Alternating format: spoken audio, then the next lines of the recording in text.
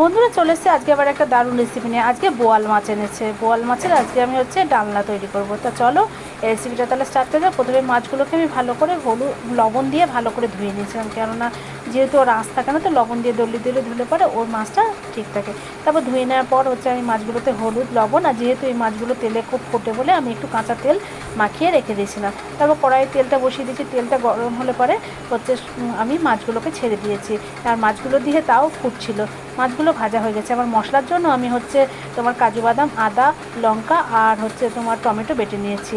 তারপর আমি ওই তেলের ভেতরে মাছগুলো ভাজা হলে ওই তেলের ভেতরে গোটা জিরে, তেজপাতা, শুকনো লঙ্কা ফোড়ন দিয়ে দিয়েছি। তারপর রসুন বাটা আর পেঁয়াজ বাটাটা দিয়ে বেশ খানিকক্ষণ কষিয়ে নিয়েছি। তারপরে বেটে রাখা মশলাটা দিয়ে দিয়েছি।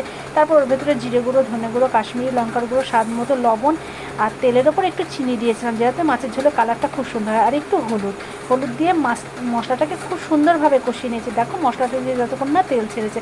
তারপর কষানো হয়ে গেলে পরে আমি মাছগুলো দিয়ে ওর ভেতরে বেশ খানিকক্ষণ মাছগুলো দিয়ে কষিয়ে নিয়েছি। তারপর উষ্ণ উষ্ণ গরম জল আমি ওর ভেতরে ঢেলে দিয়ে দেখো মাছের কালারটা একবার দেখো কত সুন্দর হয়েছে। তারপর ফুটে উঠলে পরে নামানোর সময় একটু ঘি আর একটু গরম মশলা দিয়ে নামিয়ে নিচ্ছি।